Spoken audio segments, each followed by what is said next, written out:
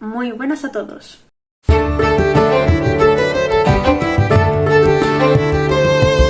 Hoy os traigo un nuevo vídeo para este canal que es sobre el matrimonio Arnolfini, como estáis viendo en pantalla ahora mismo. Es una obra que desde hace muchísimos años es de mis favoritas, y no solo por esa minuciosidad que podéis ver en la imagen, sino por toda la simbología que hay detrás y que hoy os estaré contando. Pero lógicamente, para entender bien de lo que estamos hablando, primero hay que hablar del contexto de esta obra en el periodo artístico en la que se creó y también de Jan van Eyck, su creador. ¿Pero usted quién es? ¿De dónde?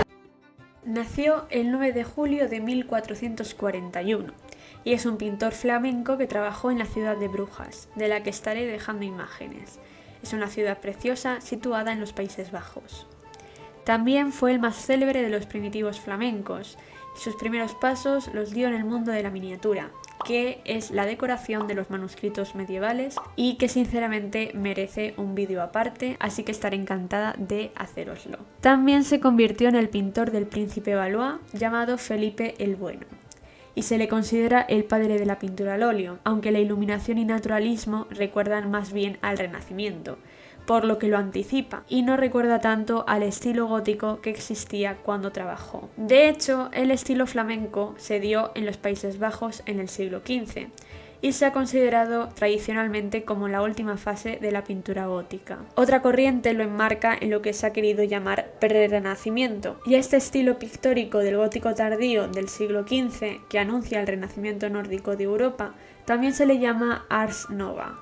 Destaca especialmente también por los colores vivos debido al óleo que se emplea. Su técnica perfecta, detallismo increíble y su solemnidad hacen de esta obra algo admirable. Según el historiador Panofsky, esta obra, este cuadro sería el reflejo de un matrimonio que está siendo consumado en aquel momento, que es un matrimonio secreto y que es atestiguado por el propio artista. Sin embargo, esto ha sido difícilmente sostenido en el tiempo. Esta teoría se sustentaba por la propia postura de ambos y también por esos trajes elegantes que llevan, además de que se encuentran en un interior, en una habitación, pero no en una iglesia. ¿Quién es el mensajero de Dios? Hay muchísimas teorías al respecto, aunque la más extendida ha sido esa, pero como digo, no termina de tener mucho sentido. Por lo que también se ha hablado de que habría alguna posibilidad de que fuese un propio autorretrato del artista, o que incluso el hombre estuviese leyendo la mano a la mujer, porque es verdad que la imagen un poco en la postura se puede parecer, o incluso ser un ángel que está haciendo la anunciación a la Virgen, o que simplemente con ella, con ese gesto, de tocarse el vientre, está afirmando que el niño es de aquel hombre, o incluso que el niño es de propio Jan van Eyck, por la firma que aparece en el espejo que dice Jan van Eyck estuvo aquí. Sin embargo, ella no está embarazada y el gesto que hace es puramente ornamental, como mucha gente no sabe. Aquí os voy a contar algo curioso y la gente que dibuje me comprenderá y entenderá lo que estoy diciendo. Normalmente los artistas tenían y siguen teniendo, por lo que conozco de muchos amigos míos, problemas al momento de dibujar las manos, porque muchas veces no saben muy bien dónde situarlas. Pues es muy probable que esto precisamente le ocurriese a Jan van Eyck y que él no supiera dónde poner las manos de la mujer, porque fuera una postura demasiado hierática, es decir, que ellos están, sin parecer que se muevan. Al ocurrir eso, muchas veces pasa que el artista no sabe dónde situar las extremidades y es muy probable que simplemente fuese un recurso ornamental. Sumando esto más los abultados vestidos que llevaban en aquella época, da como conclusión un embarazo. Los personajes que aparecen son Giovanni de Arrigo Arnolfini y su esposa Giovanna Cenami, pertenecientes a las altas esferas de la sociedad porque él era mercader. Ahora viene lo interesante. Ella jamás tuvo hijos, y de hecho él fue acusado de adulterio. ¡Y hace ¡pum! Por eso mismo decía que era imposible que ese gesto simbolizase que estuviese embarazada.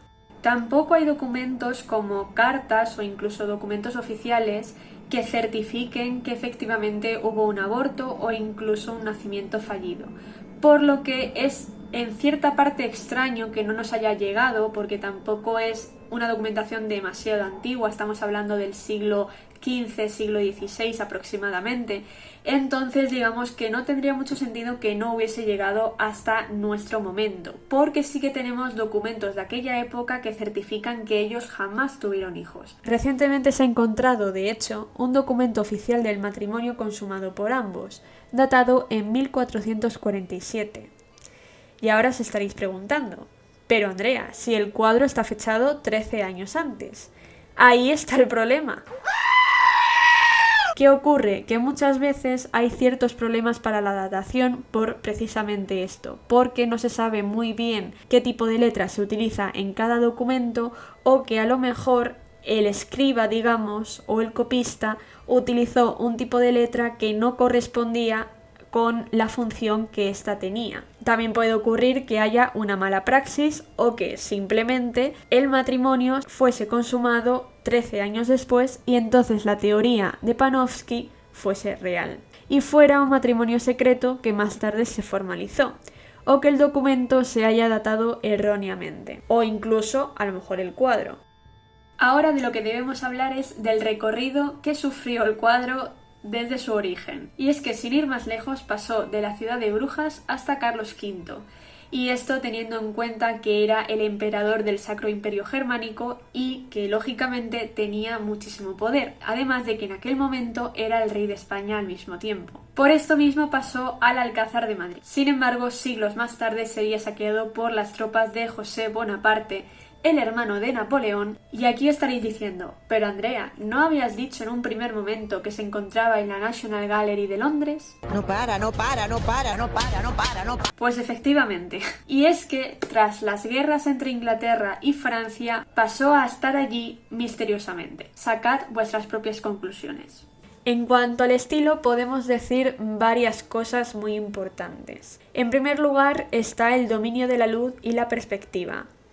De hecho, Velázquez se inspiró en esta obra para la realización de las Meninas.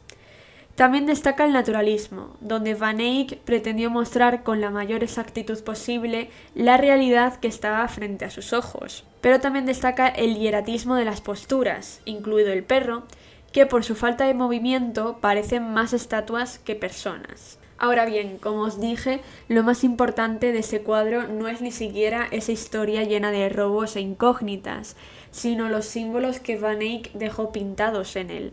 Hablaremos así pues de iconografía, que no solo aparecerá en esta obra, sino en muchísimas más, y así cuando observéis alguna de cerca podréis sacar vuestras propias interpretaciones.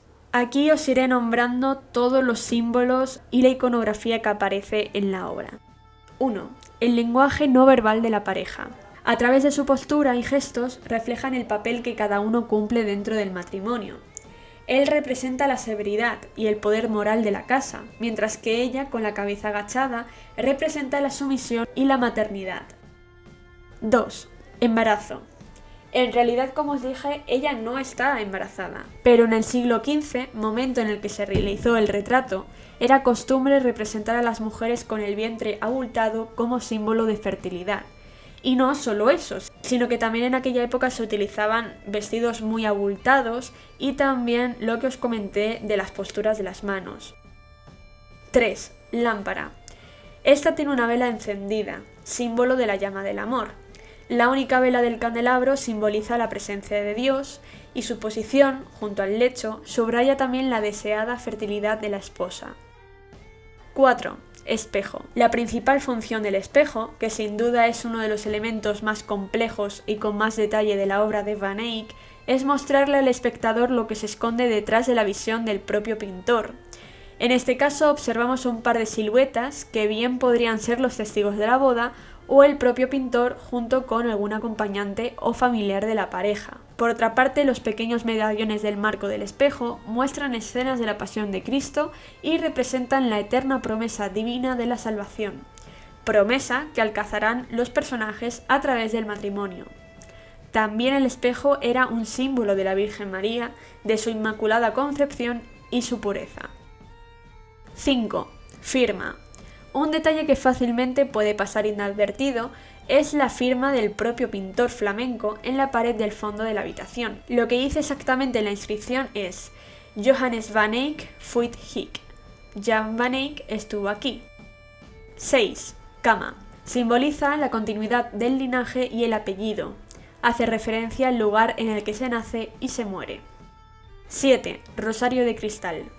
Las cuentas del rosario colgando de la pared son de cristal, símbolo de la pureza y la devoción que debía tener la novia por Dios. 8. Escoba. La escoba colgando del armazón de la cama se refiere a las funciones domésticas de la mujer, y la figura esculpida en el armazón es probablemente Santa Margarita, la patrona del parto. Aquí aparece ella como una mujer con un dragón a sus pies. Esta escoba y el rosario que se hallan colgando a los lados del espejo aluden al precepto dual cristiano de ora et labora. 9. Naranjas y el cerezo.